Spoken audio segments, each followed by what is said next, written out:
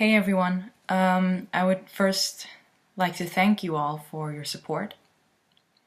Thank you for all the loving words, the kindness, the prayers, and of course, just the fact that you guys offer your help in any way that you can help.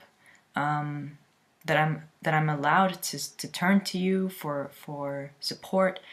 That alone soothes me and makes me feel a whole lot better in this difficult time. So thank you so much for that. And I also would like to thank David Wood and his team for their incredible support. I mean, just the fact that he shared my video on his pages. And also, just that you're all here, that you're here with me, that we're doing this together. That means so much more to me than you can imagine. So thank you.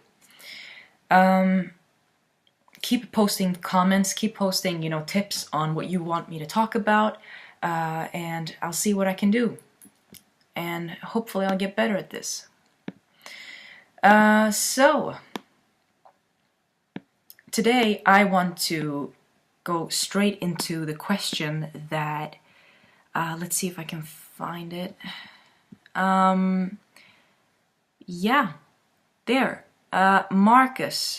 Marcus asked, what made you realize that Islam is a lie? Marcus, a lot of things made me realize that Islam was a lie. And it was a process of a lifetime. First, you have to understand the very nature of my abuse. It wasn't physical. Nobody beat me. But it was mental and it was emotional abuse. It was from an early age in my life that I was being taught that I am not my own person. I don't have the freedom of doing what I want. Everything has a social consequence that you always have to take into account your reputation and how your family feels and thinks about certain decisions, and that you're not to question your faith, you're not to question your principles, your traditions, but you are to, you're loyal or you're not. There's black or there's white. And that, you were always shamed into doing things. You were shamed, you were guilt-tripped, you were, pretty much scared into a certain belief system. Every time you wanted to deviate from what you thought was the truth, every time you just started to question a certain value, there would be so much people who went against it. There would be huge interventions, you can't believe this, and it started, all of this started early. And for me, my family, they had this controlling thing. They wanted to control me and control the outcome of my life and make sure that I do that which is right for me according to what they think is right for me. And this sort of, when you explain it that way to people from Middle East, they usually tend to think that this is a cultural thing. Oh, it's just, culture. But that's the problem, is that abuse has become a culture. Abuse has become a religion, faith system. People base their whole entire beings on abuse. And I have many reasons as to why I can see how Islam and honor culture, they walk hand in hand, because they're both abusive. They're about control. They're about taking away your freedom and kind of pushing down the woman so that she's less worth than the man. She has less rights. One woman or one man is like equivalent to two women, things like that. And that you are, from an early age, you're taught to remove all of your desires that are natural as a woman, your desire to be a woman and embrace what it means to be a woman.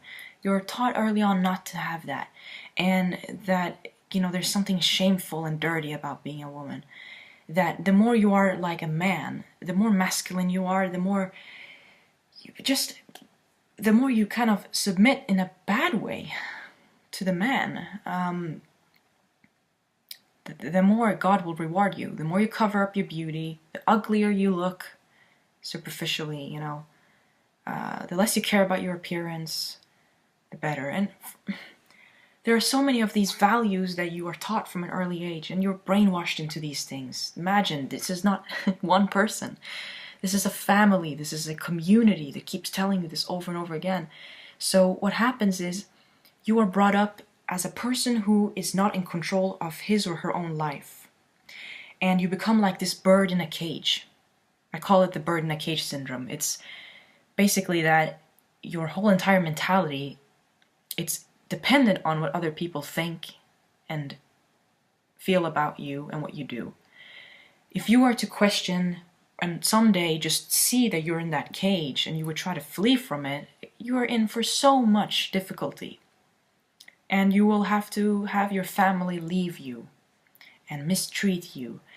And once you've left this cage, you won't be able to fly. You won't know how to coordinate yourself in society. You won't know your rights, your laws. You won't know how the government or other people can help you in your situation. You don't know that you are in the very midst of an honor culture. You don't know that Islam is based on abuse. You don't know these things. So you are you're left in the dark to a lot of these things that are obvious to everybody else. And the word honor is never even mentioned, the bad honor kind of thing. It's never mentioned. And basically that is sort of the background story as to why I started realizing that Islam was a lie. Because first I realized my life, the way I saw the world, the way I saw myself, it was a lie. Because I looked at myself in the mirror and I couldn't see a person. I saw a family. I saw a community. I didn't see this. I didn't see the individual per se. I didn't see what I believed in, what I wanted from life, who I was. And when this happened, in the midst of all this, I call it it was the very high point of the abuse. When the emotional and psychological abuse had reached its high point, this happened to me. And it happened, during this time when I was also praying a lot to God for clarity and for truth. That's when these things started happening. So it began with a prayer. It began with just being oppressed, coming from an abusive background that I wasn't aware of was abuse. That sort of triggered the wheels to start spinning, that something is not right here and I need to figure out what. And then I met this guy that I'm still with today. I thank God for that. I met him and he further spinned these wheels by questioning me when I wanted to make a decision, or when I said something or believed something. He would say, is this really your thought? Is this what you believe in? What is this based upon? It was always these counter, questions that would appear, and I would be totally taken by them. Like, what is all this? And I would be offended, and I would go into some rant and, bash him for, you're an awful person, for telling me the obvious truth. You're terrible, terrible individual. And then slowly I became less and less sensitive. The more he offended me in a good way, the less sensitive I became to the truth. And I started seeing, he paid attention to the abuse that was going on, and he started pointing them out. And I would defend them. I would defend the faith, the family, everything. I would be like, you are so wrong about this. But then the more I thought about it, I started seeing, this is something I have always known and fought, but I never had the courage to do it out of the fear of what other people were going to do and say and think, and also how they were going to treat me. I was afraid I wouldn't be loved if I started questioning these things, of course, because that's you get your love and acceptance through these conditions. If you no longer live up to the conditions, you don't get the acceptance or the love, and you're disowned from your family. So basically, things happened in my life that were weird. I realized they were weird. The older I got, the more I wanted to make my own decisions. I started seeing how something wasn't right. I started praying to God for clarity, for truth. God, give me your wisdom, give me your knowledge. Show me what it is that I need to know. Give me that extra puzzle piece that's missing. And it came. It came in the form of a person who I got engaged with, you know, romantically, and this person helped further spin these wheels with these questions about the self and about, you know, how they were treating me. And then I started realizing and seeing that I am being guilted, you know, guilt-tripped, shamed, and scared into everything that I think and feel and do. And that is the root of Islam. That is the very root of it. And so I started understanding that things that were happening, it wasn't just culture, you know. No, it was actually based on the very foundation, the very values of Islam.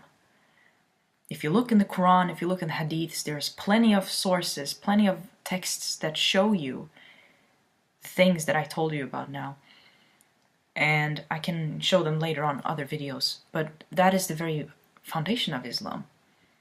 And I started seeing this, and I thought all of this is just too strange. But again, as most Muslims are, you can have the truth staring you right in the face, and you won't believe it, you won't accept it. So further, you know,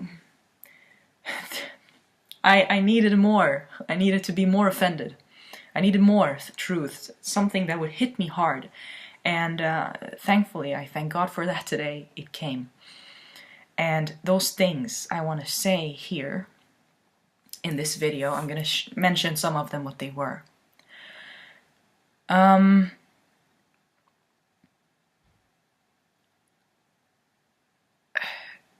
Yes, okay, so what I just described for you guys, the background story, what this eventually led up to was a total confusion in my faith. I didn't know how to be a Muslim. I stopped calling myself a Muslim, actually. People would ask me what I was. I said, you know, I can't tell you, or I'm something different, because the way I was practicing Islam was not according to the way Islam teaches you to practice it.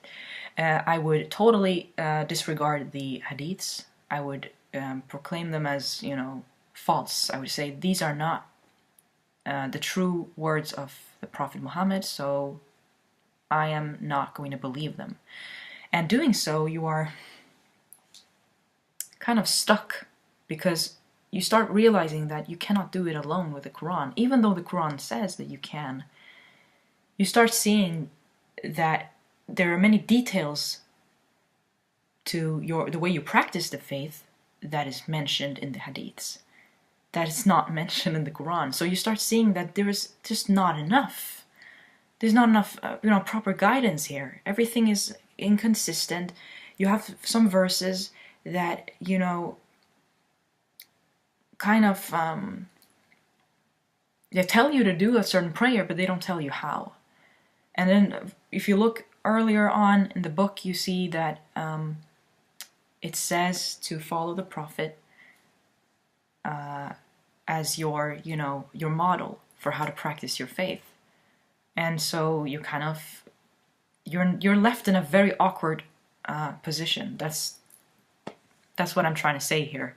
So I got to a point, sometime before I met this guy, I got to a point where I started calling myself a Quranist. I said, I'm no longer a Muslim, I'm a Quranist. And Muslims would say, you can't call yourself Quranist. I mean, you're either a Muslim or you're not. And I said, no, look, hold up. I was like, being a Muslim, a true Muslim, is not the same thing as the Islam that you know of. And they would be like, what are you talking about? We know the real Islam. It's the hadiths, it's the Quran. What are you talking about? And I said, look, and I also said this to my boyfriend at the time, that there are two different Islams. There is false Islam, and then there's true Islam.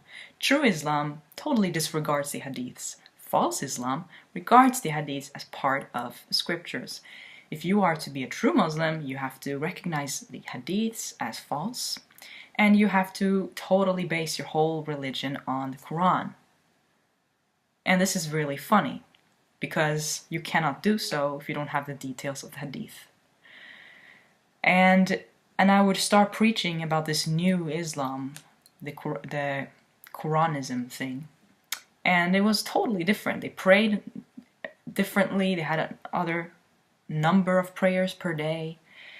The requirements were less. Things seemed very liberal. You were pretty much allowed to do whatever you wanted, however it suited you and however you interpreted the text. Because guess what?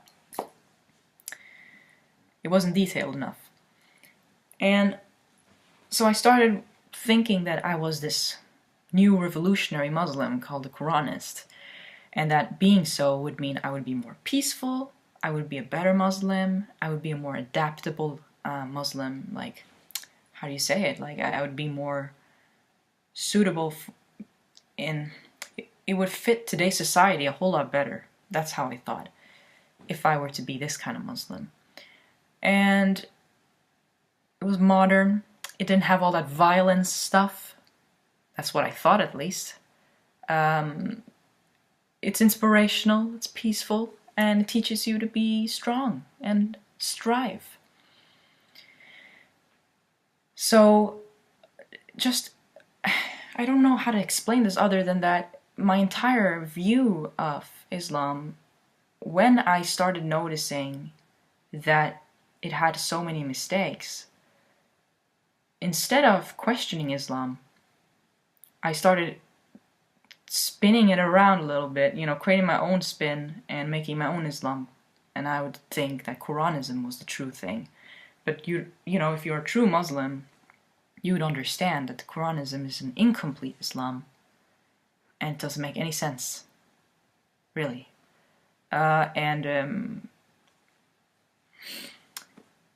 So I started preaching that Quranism was a collective of the three monotheistic religions. I thought of the way I read the Quran, the way I interpreted was that, you know what? The Quran is pretty much, it's a book that kind of wants to unite all these other books. And it totally removes the whole notion that there's Judaism, there's Christianity. It removes this.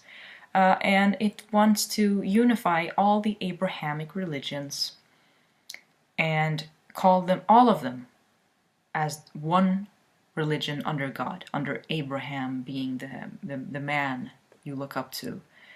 And that we are to view Islam as sort of a collective, like a summary of all these religions. So that's how I saw it. That was my thought. And I mean, by all means, it makes perfect sense if you look in the Quran and you see that in the very beginning that's how it's being taught. The very first chapters, that is the message. The message is that people who say that there is Christianity and that it's not like Islam and stuff like that, you're not to pay attention to those things. Man, there's so many things. I get a headache just thinking about this.